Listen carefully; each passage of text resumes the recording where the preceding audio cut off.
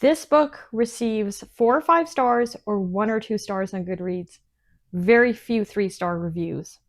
But today I am giving you a 3-star review of White Teeth by Zadie Smith.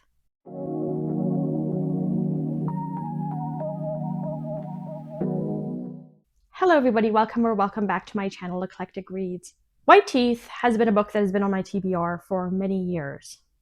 I don't know how I decided to add it to my TBR, but what finally prompted me to pick it up and try it was Sue Jackson's glowing review of the book, which I will link below. White Teeth is a multi-generational family saga. We're actually following 3 different families. 2 in the first part of the story, like the first half of the story, and then a 3rd family in the latter half of the book. This is a satirical look at the immigrant experience in Britain. At the beginning of the story, Archie Jones is attempting to take his life. He doesn't, ultimately. And actually, it's kind of funny how he ends up aborting his attempt. And he finds a wife named Clara. Now, Clara is of Jamaican descent. Her mother had moved to Britain from Jamaica, and she was a Jehovah's Witness. And Clara leaves the Jehovah's Witness to join a hippie commune that Archie then joins, and they meet up that way. And they end up having a daughter named Erie. So that's one part of the story. The other part of the story, we're following Samad Iqbal. Samad and Archie had met during World War II, and they had become friends that way. Samad is Bengali. He is from modern-day Bangladesh. And he has an arranged marriage with this woman, I think her name is Alsana, and they have twins. And the twins and their story is the subject of the second half of the book.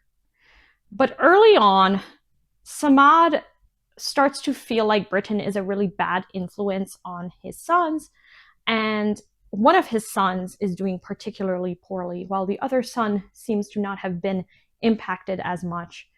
And Samad thinks that sending one of the twins to Bangladesh is going to help save that son from corruption. He also thinks that Islam and its values are what are going to save his one son. And then the 3rd family is the Chalfins, and they are exclusively in the second half of the book, and they are there to help the Iqbal twins. And I'm not going to speak too much about what they do, except to say that the Chalfins are absolutely the most ridiculous family. They are so self-righteous. The father is working in bioengineering, and he has engineered a mouse that he calls Future Mouse. They're always talking about the Chalfin values and how like superior they are to everybody else. And so they try to influence the Iqbal family primarily, but also the Jones family through their values. This book is highly satirical, and the narrator is definitely a part of that. This is not a neutral, omniscient narrator. This is a narrator who inserts her opinions throughout the book, and sometimes it gets annoying because she will make remarks about the characters that make it seem as if the reader can't connect the dots themselves, like they need her to connect the dots. And then I don't really know the narrator very well myself, so I found the narrator to probably be the most grating character. The other thing is that the characters are very much stereotypes.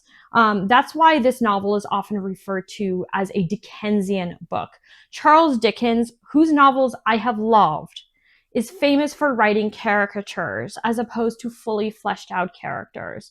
And he uses caricatures to make social commentaries. And that is what Zadie Smith does in this book. Archie Jones and the Jones family, the Iqbal family, and the Chalfins are all stereotypical characters in many ways. They are very over the top. If you're looking for a character study that really delves into the complexities of the immigrant experience. You get some of that, but I think it's more so an exploration of ideas rather than of character.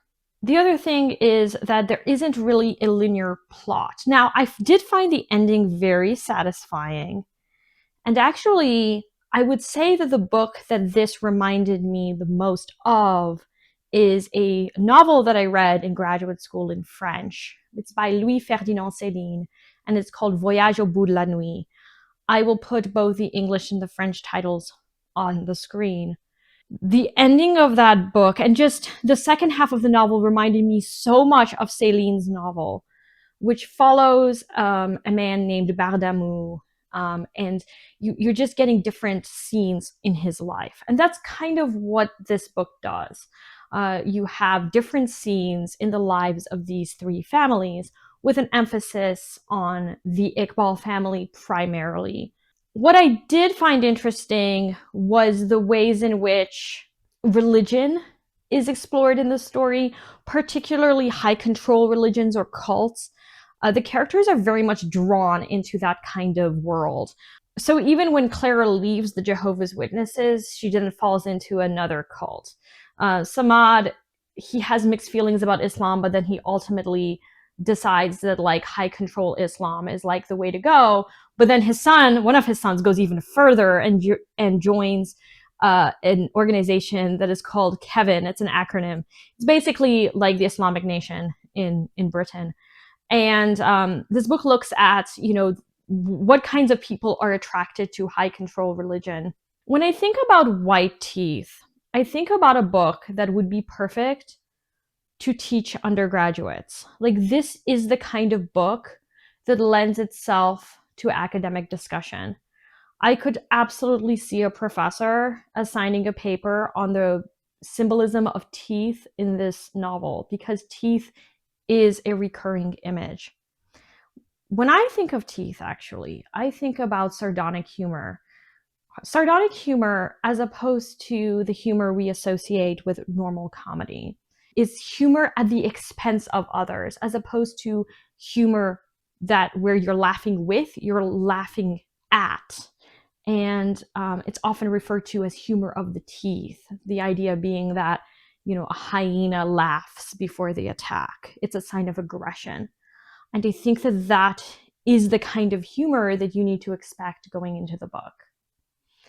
I ultimately gave this book 3 stars. The first half of the book I really liked. I think that if the first half had been the whole novel, or if that energy of the first half had continued into the second half, I probably would have given it a higher rating. But the second half definitely dragged. There were times when I just didn't care about what was happening. Samad is a very uncomfortable character. He, at one point, is hooking up with his son's music teacher. And it's really, but then he has a lot of self-loathing, and it's just really uncomfortable to read about. So that part was also kind of icky. It's not a book that I see myself revisiting, but also I'm constantly thinking about it. So, who is this book good for? I think that if you want an interesting social commentary on immigration, on identity, on religion, if you like satire and irony, and if you like a book that's a bit more experimental, I definitely think that you should try White Teeth. It might be a book up your alley. But if you're looking for a book that explores the complexity of the different characters or has a very straightforward plot, you're going to be disappointed. I know that she's compared a lot to Salman Rushdie. I've never read him. But if you have and you've liked Rushdie, then maybe you want to try her. But honestly, the book, like I said, that came to mind when I was reading this was Voyage au bout de la nuit. Ferdinand Céline's novel seemed the most similar to this one.